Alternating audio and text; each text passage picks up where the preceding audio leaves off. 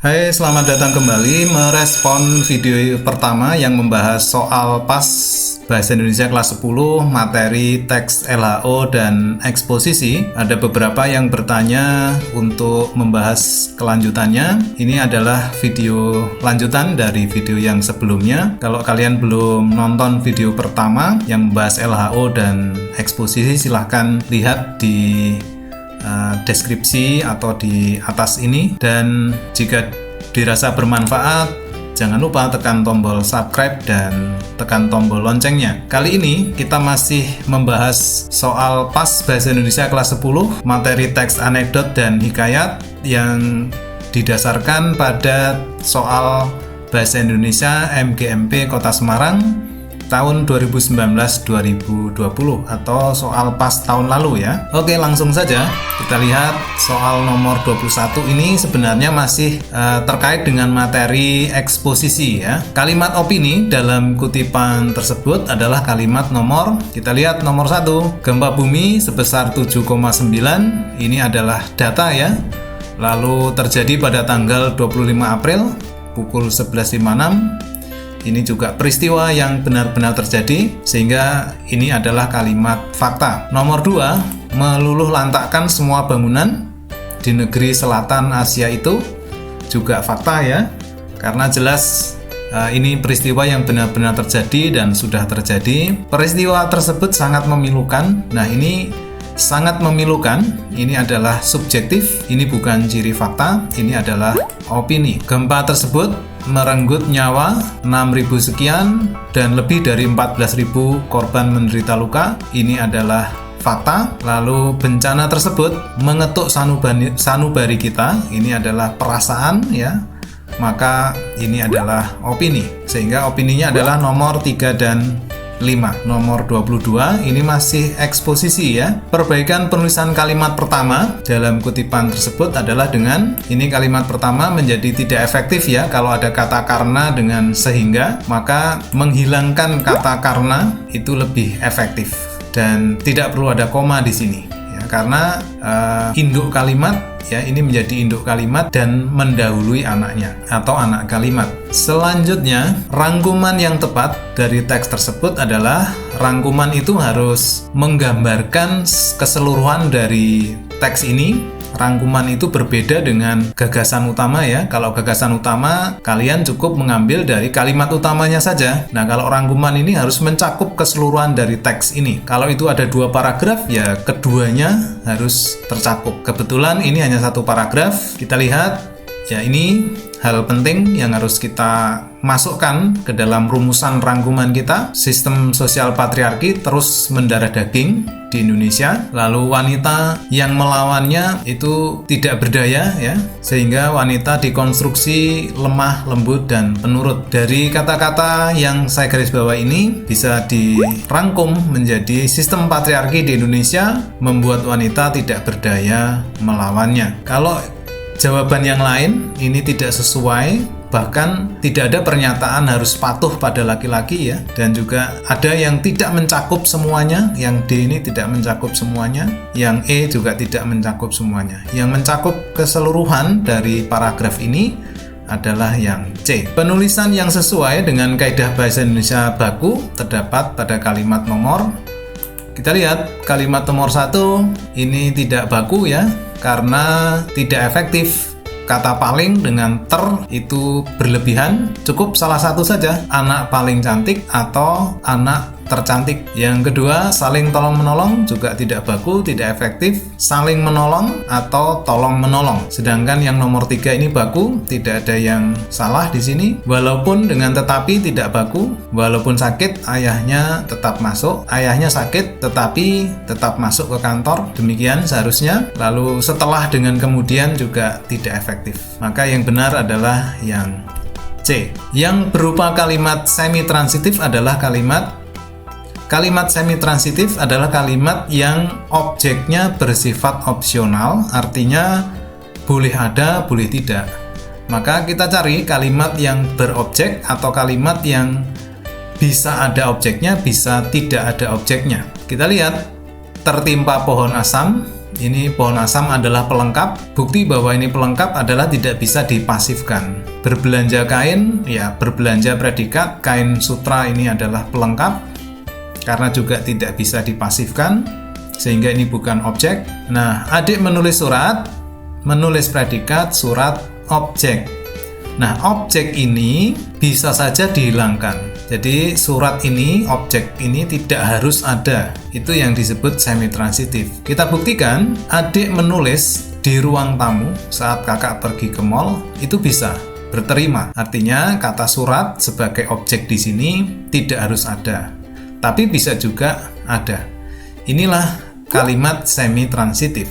Kalimat nomor 4, adik belajar memasak. Belajar ini sebenarnya predikat, memasak itu pelengkap. Ini seperti yang ada di dalam tata bahasa baku bahasa Indonesia.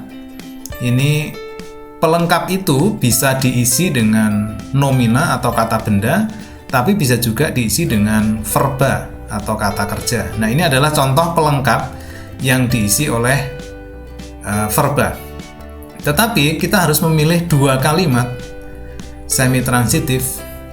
Walaupun ini menurut saya kurang tepat, tetapi kita harus memilih yang nomor 4 karena maksudnya mungkin ini bisa saja adik belajar memasak titik-titik, ya. Artinya setelah memasak ini bisa saja diisi dengan nomina di sini. Yang itu bisa saja ada, bisa saja tidak ada. Mungkin maksudnya seperti itu, walaupun ini sebenarnya termasuk dalam kalimat tak transitif, ya, kalimat yang berpelengkap. Tetapi kita harus memilih dua kalimat, maka kita pilih yang nomor 4, ya, yaitu nomor 3 dan 4 atau E. Tetapi diingat, semi-transitif adalah kalimat yang objeknya bersifat opsional. Selanjutnya, menurut strukturnya, kalimat dialog terakhir teks tersebut termasuk bagian, ya, ini ada bagian lucunya di sini, ya. Ini adalah anekdot.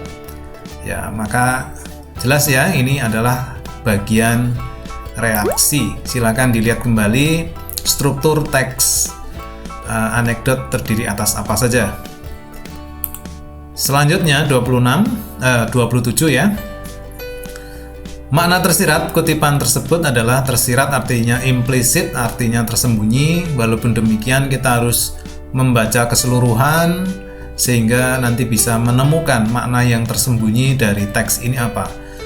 Kita lihat, ini ada pernyataan mengandung banyak sekali racun yang mematikan, lalu akibatnya rokok itu nanti bisa menyebabkan kanker paru-paru, kanker mulut, kanker leher, ya, dan bahkan bisa meninggal, ya. Nah, ini dari pernyataan ini bisa kita simpulkan berbahayanya rokok, ya, bagi kesehatan. Kalau rokok mengandung racun, ini eksplisit, ya, memang disebutkan di sini, ya, mengandung racun, ya. Menjaga keluarga dari bahaya rokok, saya pikir ini terlalu jauh, ya. Makna yang tersirat adalah rokok berbahaya bagi kesehatan. 28. Perbedaan ciri kebahasaan teks anekdot tersebut adalah, seperti kita pahami, teks anekdot itu dari kebahasaannya, itu ciri-cirinya satu, banyak menggunakan kalimat yang menyatakan peristiwa masa lampau. Yang kedua, banyak menggunakan kalimat retoris, kalimat tanya yang tidak perlu dijawab, banyak menggunakan konjungsi atau kata penghubung penanda waktu, banyak menggunakan kata kerja aksi, kalimat imperatif atau kalimat perintah, dan menggunakan kalimat seru. Nah, berdasarkan teks ini, kita menemukan ada suatu hari di teks 1 dan akhirnya di teks 2. Bisa kita simpulkan, teks 1 memakai penanda waktu suatu hari dan teks 2 menggunakan penanda waktu akhirnya. 29. Topik dalam kutipan teks tersebut adalah, ya, ini ada dialog antara adik dan kakak yang berbicara tentang perilaku seorang istri pejabat, ya. Bisa disimpulkan topiknya adalah perilaku sosial istri pejabat. Bisa dibaca ya nanti nih ya teksnya ya. 30. Yang menyatakan masa lampau dalam kutipan teks tersebut adalah kalimat nomor lampau, artinya yang sudah terjadi. Kita lihat penanda waktunya yaitu kata kemarin. Kemarin ini lampau ya, berarti nomor 4. Perbaikan penulisan kalimat langsung dalam teks tersebut adalah kalimat yang ini ya. Yang benar yang E, sehingga tidak perlu ada tanda baca koma di sini. Ini sesuai dengan PUEBI, tidak perlu ada tanda baca koma kecuali tanda baca seru atau tanda baca tanya. Konjungsi kronologis yang tepat untuk bagian yang rumpang teks tersebut adalah ini adalah bagian teks rumpangnya. Kita baca kalimat sebelumnya terus menerus lembar demi lembar hingga halaman terakhir. Lalu titik-titik si keledai menatap Nasruddin setelah berkata ia telah membaca seluruh isi bukunya. Ya, setelah itu ya penanda waktunya. Berikutnya nomor 33, sindiran dalam teks anekdot tersebut ditujukan kepada ada dialog ini antara Sisil dengan Arman. Sisil minta dipilihkan gaun pesta yang bagus, Arman juga minta dipilihkan jas yang bagus ya. Tetapi Sisil mengatakan jas yang paling bagus itu jas oranye yang ada tulisannya KPK, karena tidak sembarangan orang bisa memakainya. Jika ingin memakainya harus korupsi miliaran bahkan triliunan. Jelas mereka itu orang-orang pilihan. Jelas Sisil. Sindirannya adalah kepada koruptor. Karena ada korupsi di sini dan kita tahu KPK adalah Komisi Pemberantasan Korupsi ya. 34. Karakteristik hikayat yang terlihat dalam kutipan teks tersebut adalah ya, karakteristik hikayat itu terdiri atas satu, kemustahilan ya, banyak peristiwa-peristiwa yang tidak biasa atau tidak lazim terjadi, mustahil. Kesaktian tokoh-tokohnya, lalu bersifat anonim, tidak diketahui penulisnya, dan ceritanya itu bersifat istana sentris atau banyak terjadi di kalangan istana. Berdasarkan hikayat ini kita menemukan ada 3 orang tokoh yang berhayal, tetapi khayalannya itu didengarkan oleh pohon ara ajaib dan dikabulkan dengan cara menggugurkan 3 daunnya. Permintaan orang-orang itu dikabulkan. Itu adalah peristiwa yang mustahil ya, kemustahilan. Selanjutnya nomor 35, nilai yang terkandung dalam kutipan hikayat tersebut, nilai titik-titik. Ya, kita lihat ini ada Awang juga merasa bersyukur bisa mendapatkan makanan meski tidak sebanyak kedua temannya. Ada nilai bersyukur di sini. Awang ini tahu hal baik apa yang harus dilakukan karena mendapat rezeki ya. Maka ini adalah nilai moral. Nilai moral adalah nilai yang terkait dengan baik atau buruk. Nilai sosial itu terkait dengan relasi kepada sesama, religius kepada Tuhan, budaya terkait dengan adat istiadat di suatu tempat atau suatu daerah. 36. Nilai yang terkandung pada penggalan hikayat tersebut adalah, kita lihat teksnya, maka Baginda pun bimbanglah tidak tahu siapa yang patut dirayakan dalam negeri karena anaknya kedua orang itu sama-sama gagah.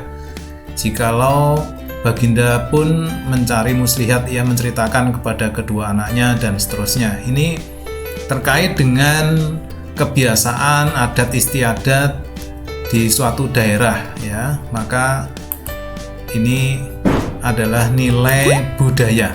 Berikutnya, nilai dalam teks tersebut yang masih sesuai dengan kehidupan saat ini adalah si kembar menolak dengan mengatakan bahwa dia adalah hamba yang hina, tetapi Tuan Putri menerimanya dengan senang hati. Ya, Tuan Putri menerimanya dengan senang hati. Ini adalah tidak membeda-bedakan status sosial. 38. Penggunaan majas personifikasi terdapat pada kalimat nomor personifikasi adalah melekatkan sifat-sifat manusia pada yang bukan manusia atau benda mati atau benda hidup tetapi bukan manusia. Artinya melekatkan sifat-sifat manusia kepada yang bukan manusia.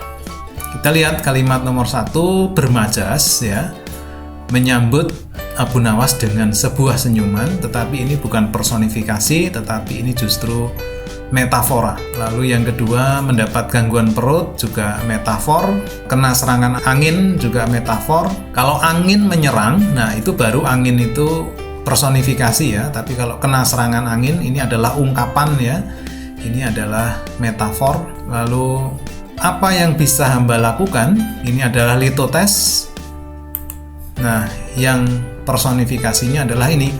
Aku hanya menginginkan engkau menangkap angin dan memenjarakannya. Jadi angin itu seolah hidup, ya, bisa ditangkap dan bisa dipenjarakan. Ya. Ini adalah personifikasinya. 39, kata-kata arkais, ya, kata-kata yang jarang digunakan. Ya, ini ada kata upeti, hatta, dan nujum. Terakhir, nilai kedua kutipan yang masih sesuai dengan kehidupan saat ini adalah yang teks 1. Ini ceritanya adalah ada seorang ayah yang tetap menghukum anaknya karena anaknya berbuat salah. Ayahnya sangat marah dan Nurdin akan dihukum keesokan harinya. Walaupun Nurdin itu anak yang anak yang tampan, gagah perkasa ya, tetapi oleh ayahnya pun tetap dihukum. Lalu teks 2, ya sudah, nanti aku coba usahakan uang sekolah Minah. Ada seorang bapak yang sedang berusaha untuk mengusahakan untuk biaya anaknya, sehingga bisa disimpulkan orang tua harus mementingkan mendidik anaknya. Ini di sini ayah mendidik dengan menghukum, dan ini yang teks 2 cerpen ini adalah ayah bapak tetap mementingkan pendidikan anaknya dengan berusaha sekuat tenaga membiayai pendidikan anaknya. Demikian pembahasan soal-soal PAS Bahasa Indonesia kelas 10 tahun lalu. Semoga bermanfaat dan sampai jumpa di video-video berikutnya.